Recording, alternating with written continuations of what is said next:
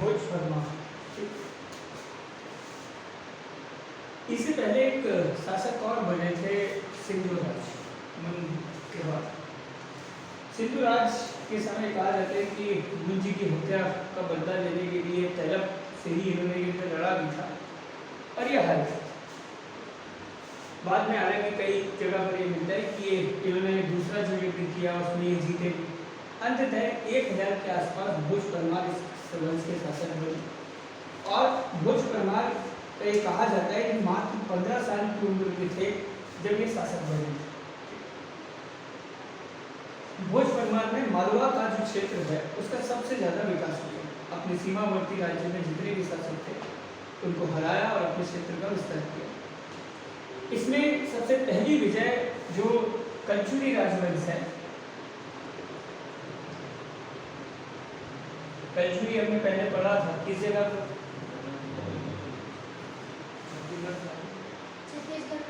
जबलपुर, रायपुर, छत्तीसगढ़ ये वाले हिस्से में थे। इस समय एक शासक था गंगेय देव। ठीक,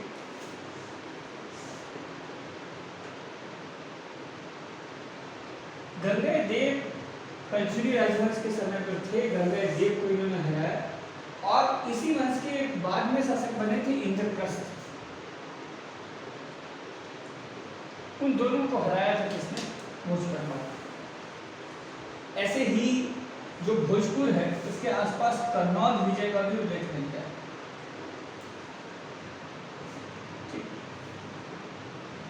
भोजपुर भोपाल के आसपास वाले हिस्से में कन्नौज विजय का उल्लेख मिलता है कि वहां विजय प्राप्त कर भोजपुर जो मंदिर है जहाँ पर बसाया गया था भोपाल के आसपास वाले हिस्से में, उसको भी स्थापित किया था। इसके अलावा इन्होंने महमूद गजनवी के द्वारा जीते हुए कुछ क्षेत्र थे। महमूद गजनवी के कुछ क्षेत्रों को भी जीता था। धार और गुजरात में इस समय धार शासक था कीर्तिराज।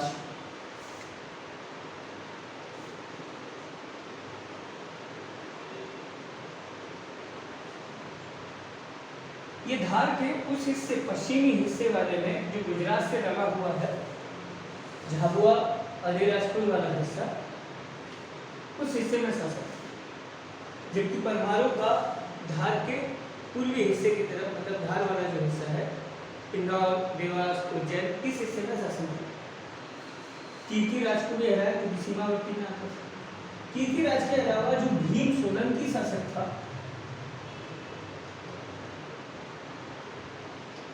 इस समय गुजरात का शासक था। गुजरात शासक भीम सोलंकी को भी हराया। अंततः अपने जो पश्चिमी क्षेत्र हैं इनको भी जीता। दक्षिणी क्षेत्र, पूर्वी क्षेत्र और उत्तरी क्षेत्र तक इन्होंने विजय प्राप्त करी। इन्होंने महमूद गजनवी के खिलाफ जो अनंतपाल था, अनंतपाल ने सहायता मांगी थी। उनके जो पुत्र त्रिलोचन पाल जो थे वो भागकर आए थे इनके काल में, तो उनकी सहायता करी थी और उनके पुत्र त्रिलोचन पाल को भी अपने यहाँ पर इन्होंने रखा था कि आप यहाँ पर रह सकते। तो अपने जो राज्य क्षेत्र है उसमें शरण भी दी थी। इस वजह से भोज परमार की दुश्मनी किससे भी थी? गजनवी के साथ भी थी। भोज परमार के ये विजय के पीछे उसके सेना नायकों का बहुत हाथ है। भोज परमार के तलछत्र, साध और सूरादित्य, ये तीन जो थे वो तीन विशेष रूप से सेनापति थे जिन्होंने अलग अलग क्षेत्रों में विजय प्राप्त कराकर दी थी। इसके अलावा इन्हीं के समय जो विद्वान रहते थे, भास्कर भट्ट, दामोदर मिश्र और धनपाल, ऐसे तीन व्यक्ति विशेष रहे जो इनके काल में रहे और विद्वान व्यक्ति थे। इसके अलावा भोज परमार के बारे में कहा जाता है कि इतनी शत्रुताएं थी, जीवन भर युद्ध करते रहे, तो अंततः इनकी शत्रुता ने ही इनकी जान ले ली। इस समय भीम सोलंकी और जो गुजरात का शासक था और कलचुरी वंश का एक शासक था लक्ष्मीकर्ण देव। ठीक,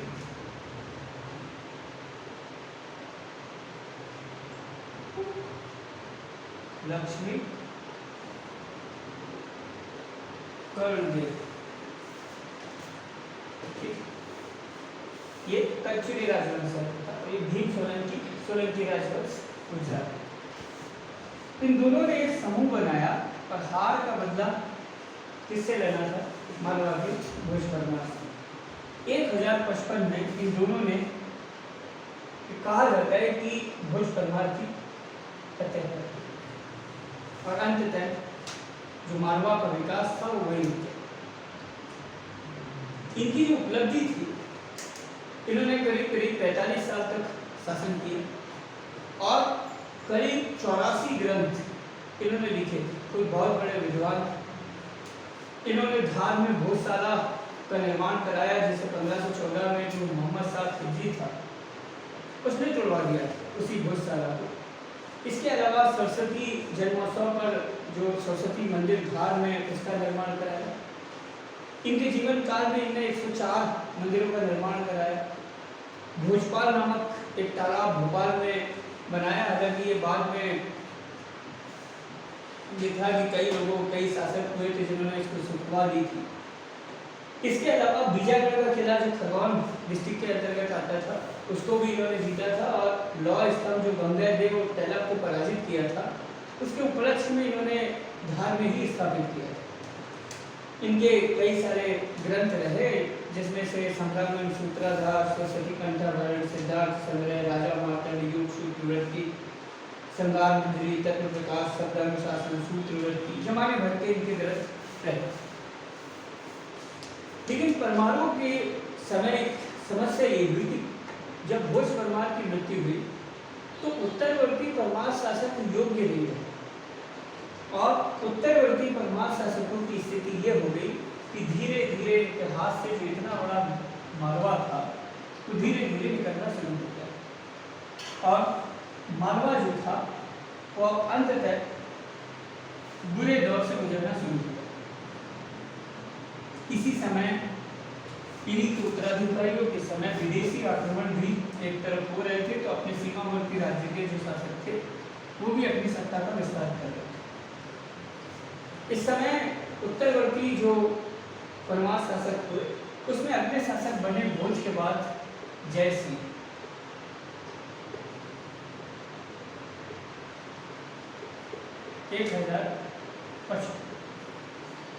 जयसिंह परमार जब बने थे 1055 से लेकर 1070 तक शासक रहे। इनमें हुआ ये था कि चाणक्य शासक सोमेश्वर जो था, सोमेश्वर से मित्रता स्थापित करी और मित्रता स्थापित कर अपना जो मालवा का क्षेत्र था तो जैसे तैसे थोड़ा बहुत क्षेत्र वापस किया। इसके बाद एक शासक बने उदयादित्य परमार।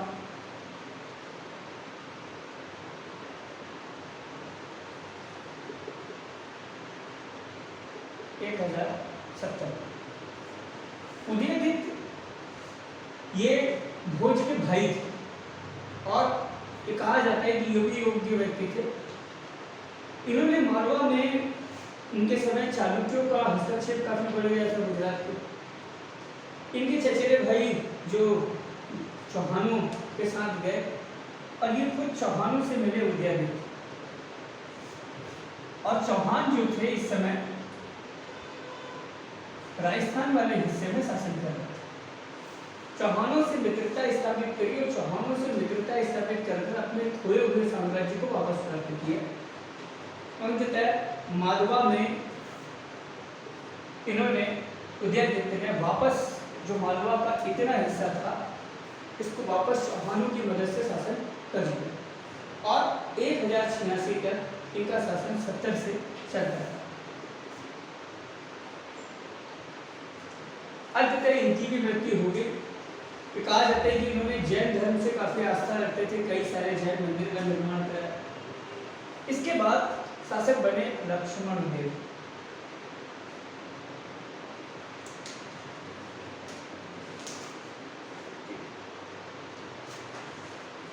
लक्ष्मण देव परमार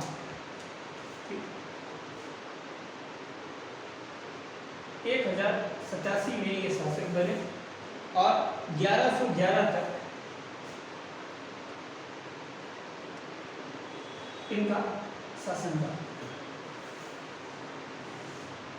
इस समय कहा जाता है जिनको जो एक शासक था कलचुगी यस्कर्ण, यस्कर्ण और महमूद गजनवी ने इनको हराया।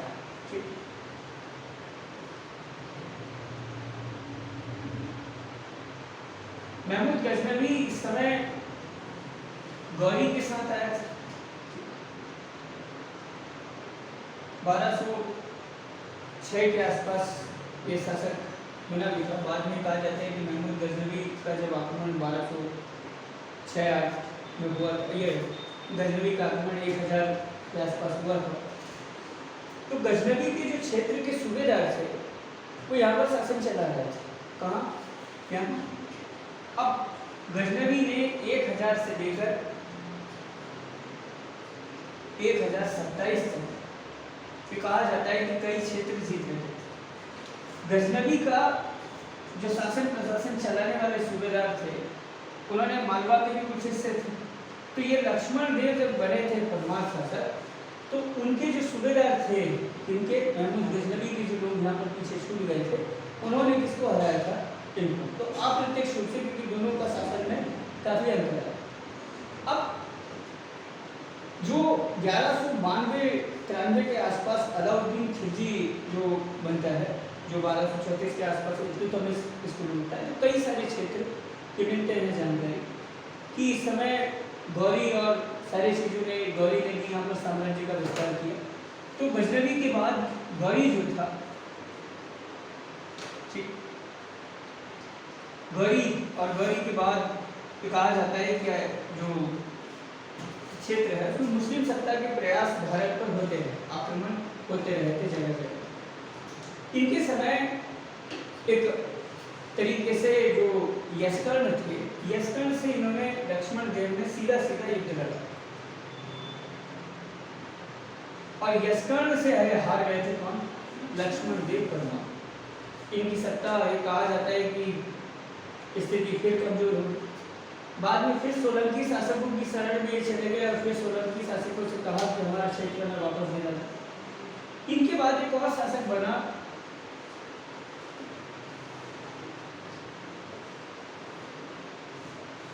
जगदेव परमार।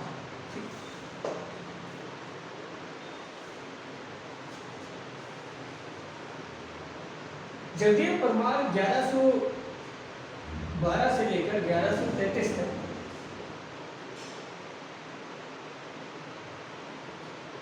शासक। इस समय ये अपने भाई जो नरवर थे,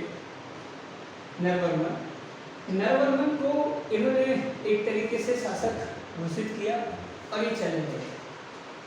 शासन इन्हीं के नाम से इनका भाई नरवर चलाते रहा। और ये चालुक्य शासक विक्रमादित्य पश्च जो था,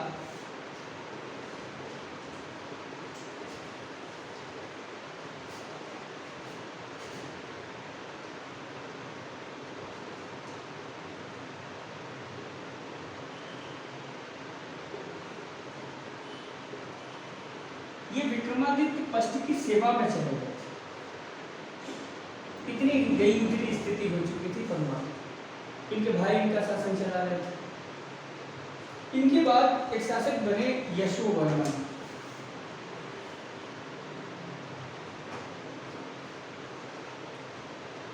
यशोवर्मन का शासन काफी लंबा रहा,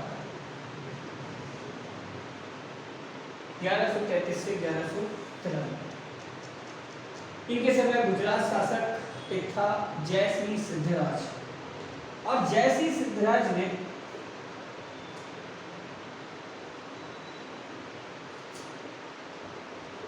मालवा पर अधिकार कर लिया। लगभग 80% मालवा जयसिंह सिद्धराज ने जीत लिया। अब इनके बाद बने अर्जुन देव परमार। अर्जुन देव परमार 1193 से 1235 तक शासक रहे।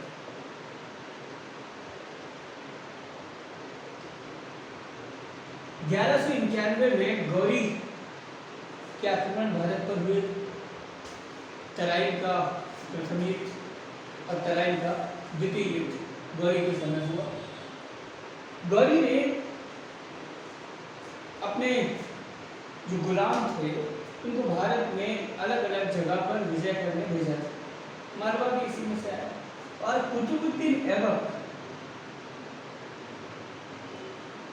ने मालवा पर जो आक्रमण किया वो इसी अर्जुन देव परमार के समय किए। ठीक, बाद में ये कहा जाता है कि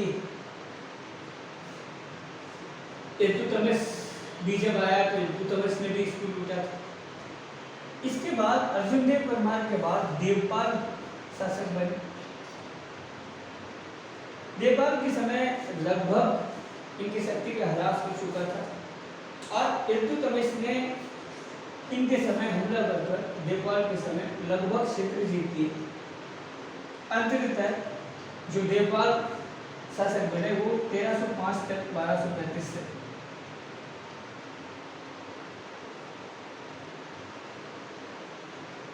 तब तक रहे और अंततः एक शासक बने इस वंश की मेहरब देव 1305। परमार के अंतिम शासक थे मेहरब देव। मेहरब देव के समय अलाउद्दीन खिलजी जो था, अलाउद्दीन खिलजी ने अपने सेनापति ऐनुल मुल्क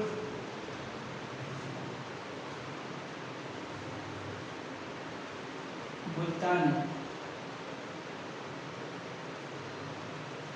को मेहरब देव पर आक्रमण करने के लिए भेजा और अंततः मेहरब देव को हराकर परमारों का यहाँ से समाप्ति होगी और लगभग दिल्ली के जो मुस्लिम शासक थे उनके अधीन मालवा चले गया 1305 में। हालांकि स्वतंत्र मुस्लिम सत्ता की स्थापना अभी भी यहाँ नहीं हुई। अंततः जो ऐनुल मुल्क या ऐनुल मुल्क मुल्तानी है उसको मालवा का प्रमुख घोषित कर दिया गया। कहाँ? मालवा। ठीक, ये रहा मालवा का परमार राजवंश और परमार राजवंश की शुरुआत से लेकर समाप्ति। अब हम आते हैं कि भारत में जो या मालवा में जो परमारों के बाद की स्थिति रही वो क्या है।